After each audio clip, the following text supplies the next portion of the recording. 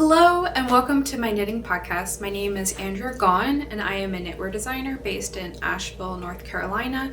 And this is my weekly podcast where I come on here and show you guys what I've been up to over the past week. This week I'm going to be telling you a bit about the sweater I'm wearing, and then I have a project I showed you last week that's completely finished, so I'll give you a little update on that. A WIP I've been working on, and then finally I'm going to get into my newest design. So let me jump in. This design that I'm wearing right now, I'll get a little close up of the stitch texture for you. This is called the Haw Creek Pullover, which is named after the neighborhood that I live in here in Asheville. And as you can see, it is a wide and deep V-neck, which is my first time actually ever doing a V-neck design, and there are a lot more considerations for V-necks than I kind of realized, because you end up having a lot more at the same time instructions, and the way the fabric lays is completely different when it doesn't have the structure of the neckline all holding it together. But I'm really happy with how this turned out. I was really wanting this to be a good layering piece for spring, and I think that it has turned out very well for that, and I'm excited to be wearing it more as it continues to warm up. And this sample, I actually have an extra skein of the yarn I will show you. It is knit in the Farmer's Daughter's Fibers Recollect, which is a 100% Montana and Wyoming Rambouillet blend. And you can see it's my extra skein. Oh, are we gonna focus? There we go. This is the color Pretty Shield, and it is a gorgeous, deep, rich red, and I'm really thrilled with it. And it has a little bit of a tonal coloring to it, so it's not the exact same shade throughout, so it kind of adds a little bit of variation and depth when knit up. Okay, so this design is currently in testing and it is scheduled to come out next month in March. And if you're not already on my newsletter and you're interested in this design, be sure to join, because that is where I share my release discounts. So if you're not familiar with that, every time I release a new design for the first right now it's 4 days. For the first 4 days that it's released, I have a discount code that is just for newsletter subscribers. So anyone excited about getting that design cast done and jump into it and have a little bonus. So I think that's all I want to say about that. I'll probably talk maybe a bit more about this when the actual release is coming up. But let's get started now talking about this design that I mentioned. So this is the Sunshine Tee. Eek! And it's 100% done. Last week I showed this to you and it was nearly done, but I had ripped out the neckline and I replaced it with my new neck edging method. I haven't reblocked it. I'll probably just steam block it to get this, but it already is laying very nicely, but I'll probably steam block it just to get it, all situated as nice as possible.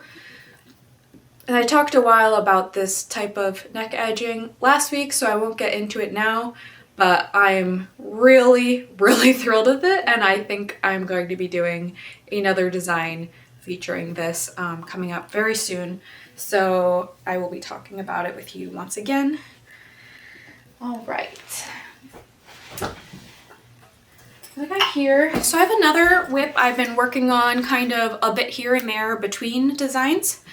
And that is, I actually got the yarn for this nearly a year ago at this point. But since this is going to be a summer garment, I've been just working on it when I have the time, and my hope is to just make sure it's ready by the time really nice spring weather comes along. And that is it is so wrinkly from the bag, but it's like, oh, that looks horrible.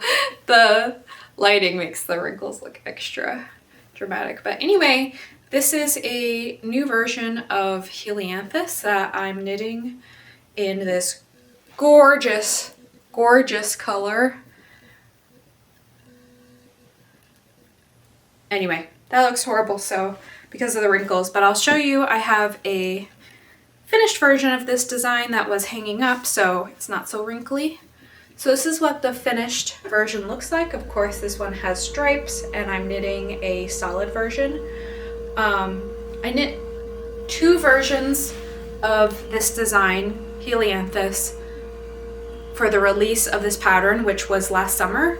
And when the release happened, I decided to get actually yarn for 2 additional samples, and we'll see if that other one ends up happening. I have a different idea for a different striped one, but 2 of my test knitters used this Jewelweed colorway, and I was just so obsessed with how it looked. Just this really vibrant, fun color. With the cute little crop tank.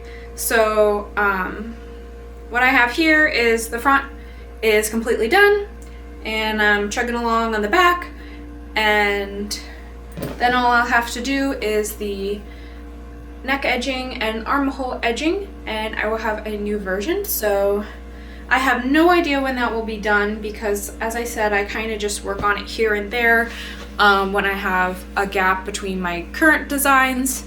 But my aim would be to have it done by at least like the start of April, so that when the warm weather really starts, I will be able to have that in my rotation. Okay, let me see. I want to make sure I'm not skipping over anything. I wrote myself a little bit of notes.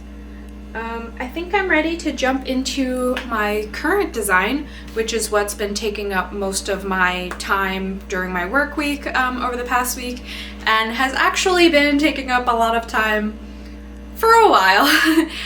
It's pretty normal for me to have to start over on a design if I have a picture of how in my mind of how it's going to come out, but then when I'm working the actual sample, if the details aren't translating the way I pictured, or there's a new concern that I wasn't able to anticipate how things would happen in practice, or a lot of times I'm just like, now that I'm actually doing it, I can see a way that it could be better. So sometimes I don't have to start over at all. I just have an idea, write out the pattern, knit it, but that's the exception basically. But it's normal for me to have to restart maybe 1 or 2 times, but I think that this is the 4th or 5th time I'm restarting this one, so it has been kind of a slog at points, but I have basically changed a lot of the pattern since I initially started, and I'm really happy with the current version, so I think it's all been well worth it. I got all kinds of stuff here. So this design is a pullover worked with drop shoulders, and it is worked in this beautiful yarn. Let's see. Candide from Rerum Natura, and I'm probably horribly mispronouncing all of that.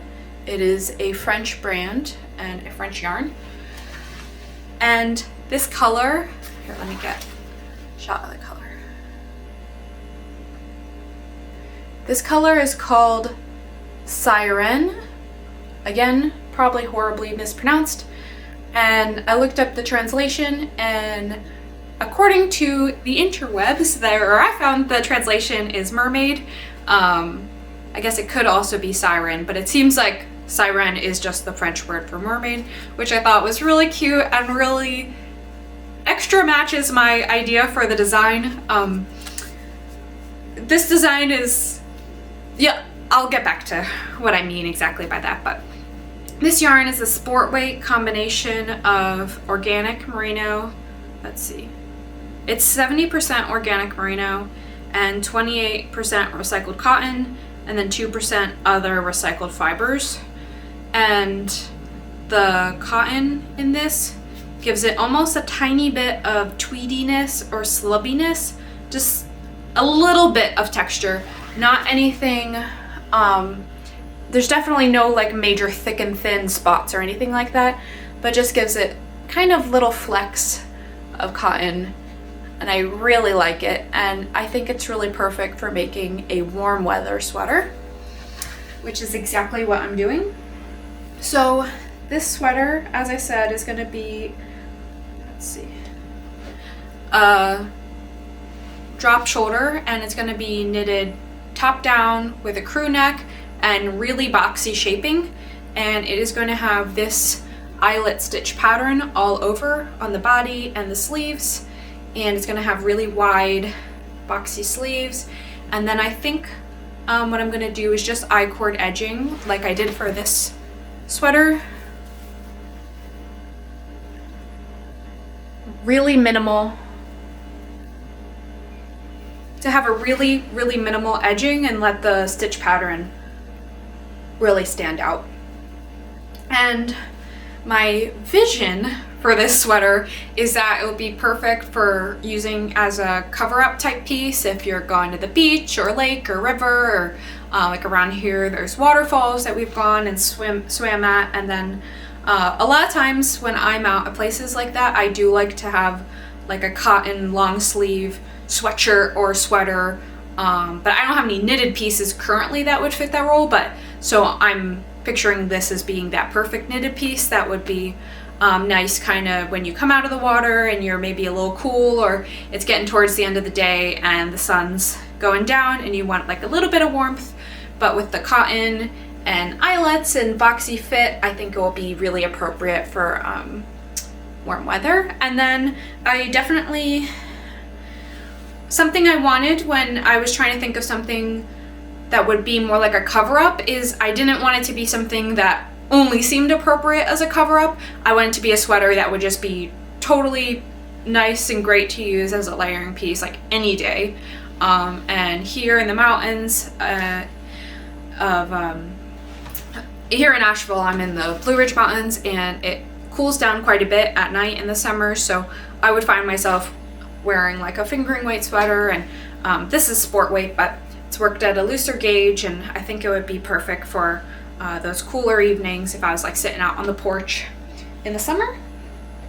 And I hope that this pattern could come out in June, but I'm just gonna have to see if that's realistic. It entirely depends on how much more I need to restart, which I'm actually going to restart one final time. This is what I have so far, and I'm restarting once more. I just have a little tweak, and I think that that will be the final tweak I need to get to a place where I'm really happy with this design. And so, as I show you my little bit I have here in progress, I wanted to also spend a while talking about this shoulder shaping.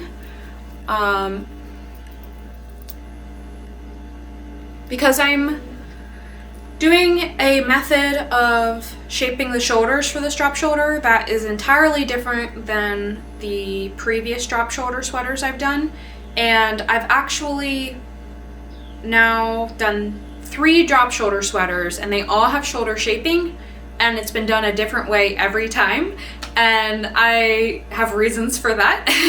So I thought it might hopefully be interesting to you. It's something I think a lot about. Just spend a little bit of time talking about what those 3 methods were and why I chose them and why I use them. And I wonder if you guys have any input on if you have preferences between the 3. So I have a little graphic here.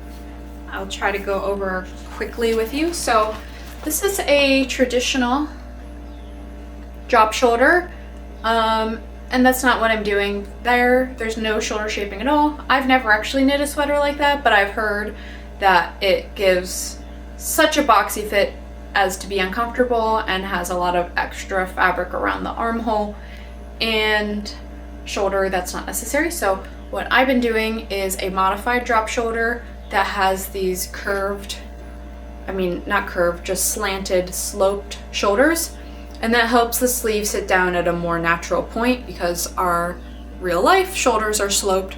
So the sleeve wants to start down here instead of up here. That's not where our arm is. So a drop shoulder is going to give you a boxy fit, but it's more like a box that's closer to a human body.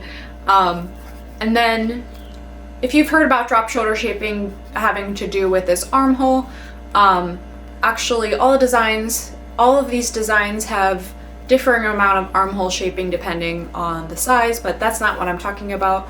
I'm just going to be focused on talking about the shoulder shaping here.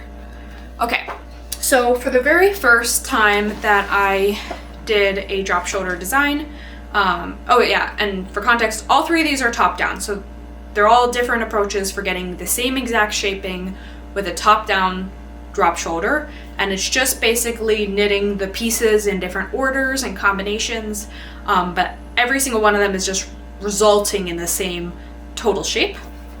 And so the first drop shoulder sweater I did was my front porch pullover. I was wearing that in last week's video, and I've been wearing that in heavy rotation, and I'm very happy with how the fit of that sweater is and how the slope of the shoulders is.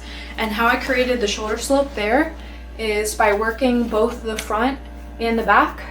Here, if I tilt this, you'll have a bit better lighting. Both the front and the back pieces have slopes at the shoulder, and the slopes are identical, so you match them together, and the place where they meet is directly on top of your shoulder. And that is achieved in that design with short rows. So you do short rows here on the back once, and then 2 times on the front on either side. So you have 3 different sections of short rows, and that's a great method, works great. But for this design I'm wearing, and then actually also this one, which I'll show you on here, even though this is not a drop shoulder, it's set in sleeve, the shoulder shaping conceptually is the same. You're still making a slope shoulder. So when I did the first design, my tech editor actually suggested to me the method of English tailoring, which, if you're not familiar with it, it is a method in which you achieve the same slope by doing all of the shoulder shaping in the back only, with none in the front. And then what happens is the fronts are rectangles, but they wrap over the shoulder. And so to achieve the same shaping depth, you would work twice the depth in the back. So to help you understand what I mean, so say this is 1 inch in depth, the back shoulder shaping was actually worked 2 inches deep, and then this is the part of the front rectangle that wraps around the shoulder. So you can see we got like a rectangle and a very sloped back meeting up. And that creates a line that, instead of sitting directly atop the shoulder, sits at the back of the shoulder, and that can be a really nice aesthetic detail. But the main benefit of doing that, in my opinion, is that since your pieces are now looking, focus. Since your pieces are now looking like one piece has shaping and the other does not, that means short rows only need to be worked once in one section. And I like working short rows. I don't think it's a problem to have short rows worked more times, but I really appreciate simplicity and minimalism in, if you can achieve the same result in an easier way, I will always go with the easier way. So I feel like this is a way that looks nice and makes it so that you have to do one single section of short rows instead of 3 sections of short rows. So anyway, hope you're following along here. All of this I'm talking about because here I'm doing the shoulder shaping in this new design a entirely different third way. There are no short rows used at all. This whole design, I want to make sure I'm not lying to you here. Yes. This whole design does not involve any short rows. Instead, the design is cast on and then knit exactly as you would a top-down raglan, except for instead of having 4 raglan increase lines, there are only 2 increase lines, and they are going to each sit right atop the shoulder, like this. So the neck shaping is being worked here. And then you'll join at the bottom of the neck. And then when the shoulder shaping is complete, the front and back will be split. And this allows for these really nice shoulder shaping lines to form. And the reason I'm redoing this is I found a way that I like for the eyelets to end up even more nicely aligned with this line. So it's just a small tweak I'm going to be doing. And part of the reason for this in this design is that I wanted the eyelets to meet up because if you can see here, with this English tailoring method, these rows are going straight down and these ones are going off at an angle. So if you had an eyelet pattern, you would have the eyelets coming along here and then you would have the eyelets going in this direction. And what I was aesthetically wanting to happen with the eyelets is have them be a continuous loop around. And so that is what will be happening. And they'll make a sharp turn, which actually makes this really cool kind of V. This is an early example of, so the shoulder shaping I've changed up a bit from this swatch, but this gives you an idea. You'll have this cool V detail at the shoulder as the eyelet rows wrap around the shoulder. So, but yeah, this is an entirely different method. So it's crazy how, or I feel like it's pretty wild how within one type of shaping, like there's so many different ways you can shape a sweater, like circular yoke, raglan, satin sleeves, drop shoulder, dolman, so many. Within just one, just modified drop shoulder, there could be so many different ways to achieve the same resulting fit. I'm just learning this more and more when I'm trying to do these different shapes, and I'm really interested in, like I've described here, trying to find out what are the pros and cons of each. When can a certain method allow for the stitch texture or yarn or whatever else to be the best. And I just like having like as many options basically available to me as possible. So I think almost always if I was working something with stockinette, I would go with this English tailoring. It's definitely my #1 choice, but it seems like if you have a stitch pattern going on or color work, and you are really interested in how that all lines up at the shoulder, then there's definitely advantages to the other ways of shaping that. So hopefully next week, it shouldn't take me too long to redo this bit. Hopefully by next week I should have the entirety of the shoulder shaping done for real, with hopefully no more undoing. I'm crossing my fingers. Wish me luck that this last time redoing it will be my final time redoing it. But I would love to show this to you after I have it more fully done, and then hopefully if any of that was maybe not entirely clear and you're a more visual person, when I have this method completely done, you can see exactly what I'm talking about here. Okay. Now let's see if there's anything else I'm skipping over that I wanted to mention.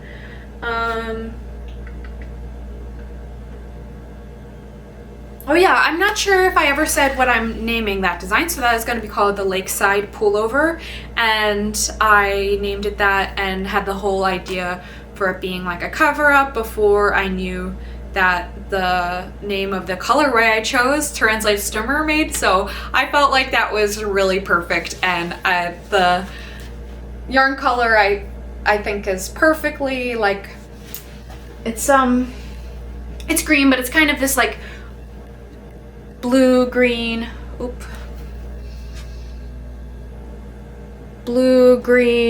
ocean watercolor that I really like. So I thought that was really cute and I figured out, and it seems like it's very fitting for a design called Lakeside. Although I don't think that we have any mermaids in our lakes here, unfortunately. So that is everything I wanted to talk to you about. Please let me know what your thoughts are about my little section there, talking about different types of drop shoulder, shoulder shaping. Let me know if that's something that's interesting to you. I spend so much time thinking about all these kinds of little details, and I think it's interesting. And if you have one of those methods that you think is the best and you have a strong preference for any reason at all, let me know. I'm really interested to know what other knitters' thoughts are on all this. So anyways, I think I'm gonna wrap this up here, and I'll be back here next week. So be sure you're subscribed to the channel if you don't want to miss future episodes. They should be coming out weekly on Fridays now. And thank you so much for sitting with me and letting me talk to you a bit about what I've been up to. Happy knitting. Bye.